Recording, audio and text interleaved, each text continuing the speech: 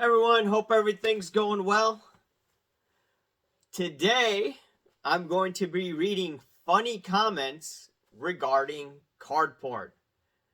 When I was doing all of these videos, people laughed at me, they mocked me, but from my gut instinct, I knew something was off, and I kept hammering away, while many people were silent for whatever reason. I'm going to read you some comments that I got, and we'll go from there. Some of these, I just bursted out laughing.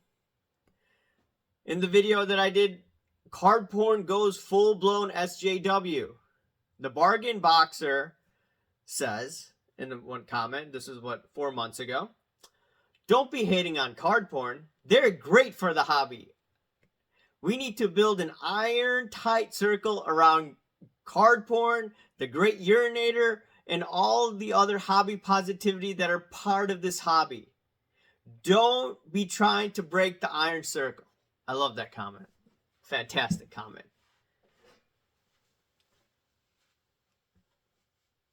Another video that I did, Cardporn SJW tactics and using kids and women as shields. Liverlust says, "Who cares about this? Chasing Cardboard got the rock autos back and they are real issue apology." What? That's a weird comment. Is he saying you need to issue an apology? Well, it did seem that they did appear to have some fake autographs that were on the low end. That's from Stories in Cardboard. He's the autograph guy, but it is what it is. Sports cards, Cardporn. This is getting bizarre. This is about a year ago. Will Sanny 1452. He's a nice guy, but one of the comments he said, "Dude, you're stretching here." I wasn't stretching.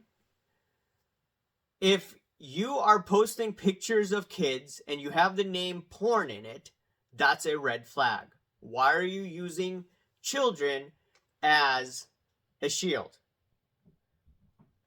Okay? So this one guy, Jim Baker 5110, talk about grasping straws. Jeez, your 15 minutes is up, brah.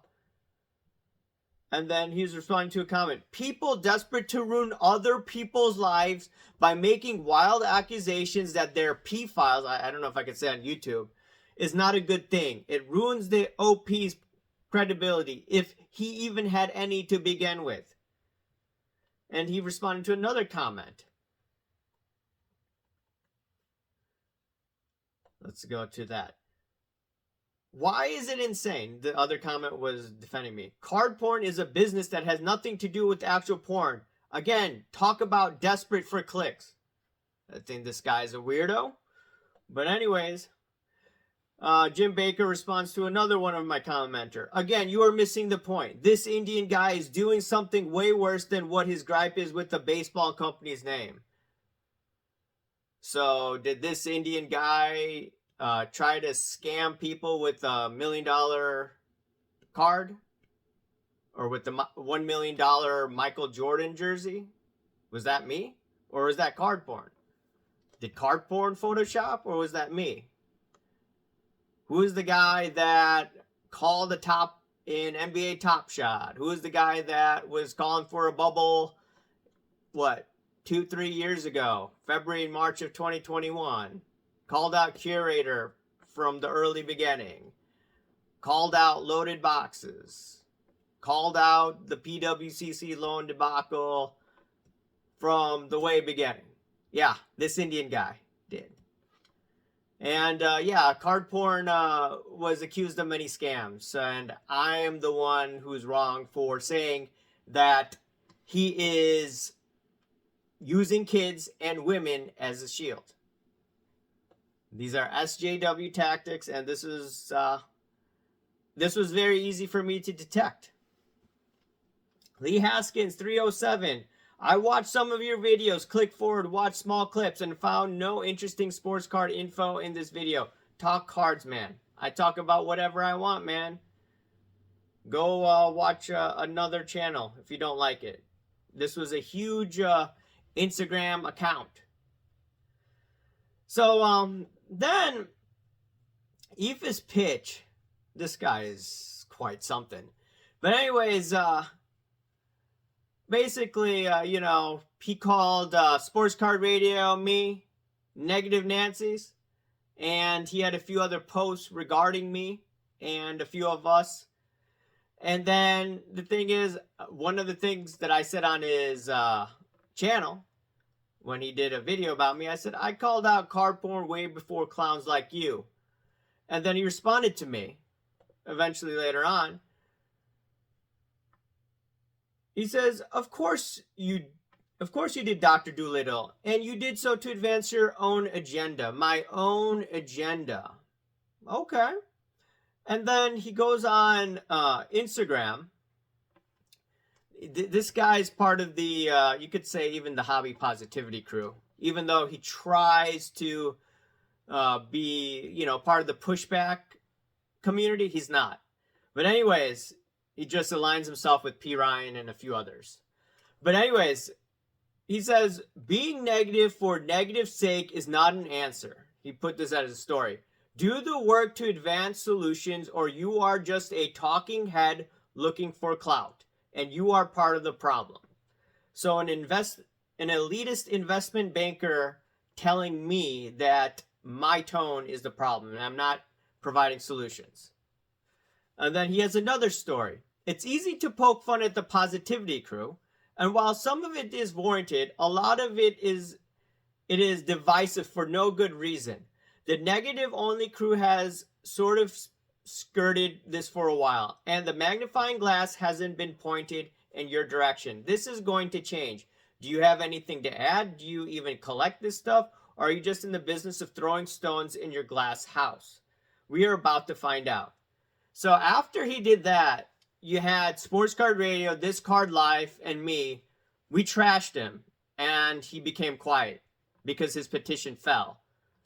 And it failed. He even mentioned that the other day.